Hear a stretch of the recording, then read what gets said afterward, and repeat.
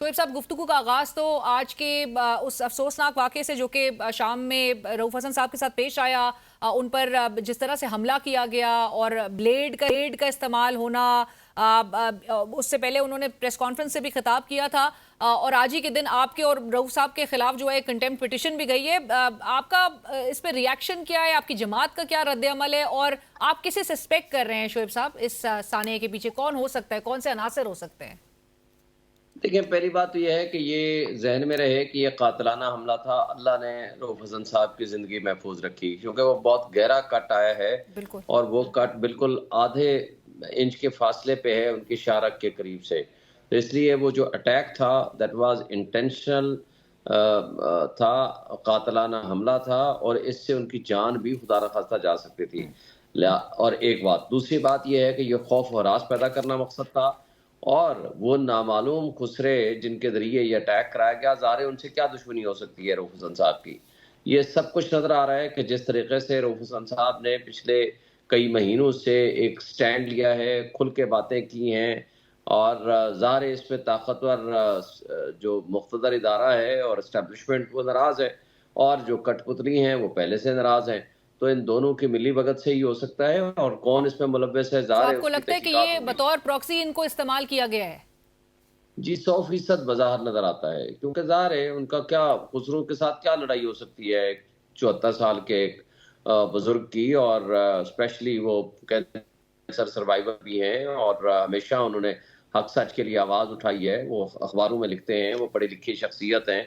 उन्होंने कभी भी किसी से कोई ज़ाती दुश्मनी नहीं थी, ना ही उनका कोई और कोई इश्यू था।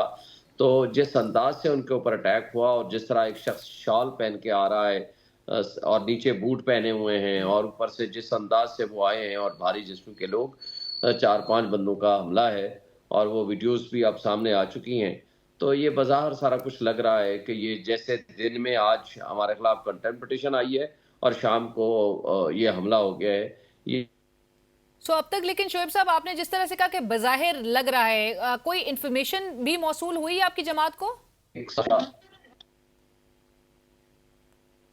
जी, क्या कह रही हैं? मुझे आपकी आवाज़ शोएब साहब, नहीं आई। आपने कहा कि क्या सवाल था आपका? बज़ाहिर लग रहा है कि कौन से अनासर इसके पीछे हो सकते हैं, लेकिन इस हवाले से जमात को इन्फॉर्मेशन रिसीव हुई है?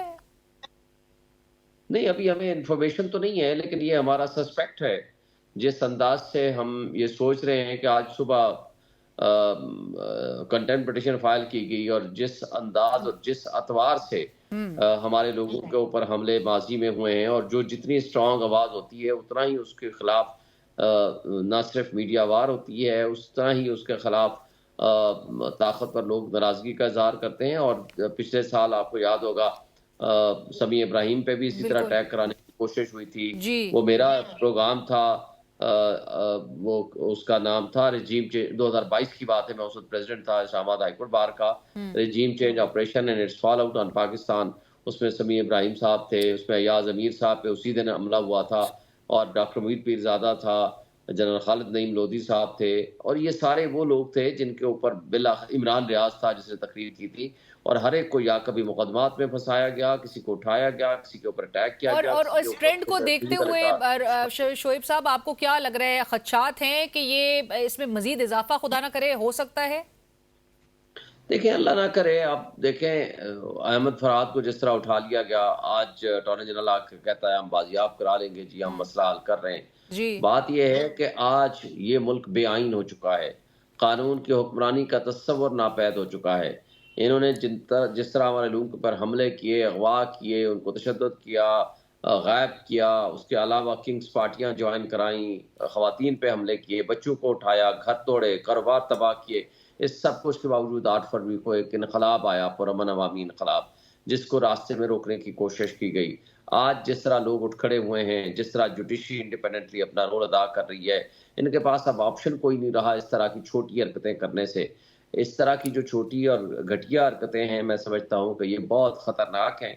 इससे लोगों में एक खौफ व हरास नहीं फैलेगा, इससे नफ़रत फैलेगी। हम्म। इससे ऐसी नफ़रत फैलेगी जो आपने माज़ी करीब ये चंद दिन पहले कश्मीर में देख लिया।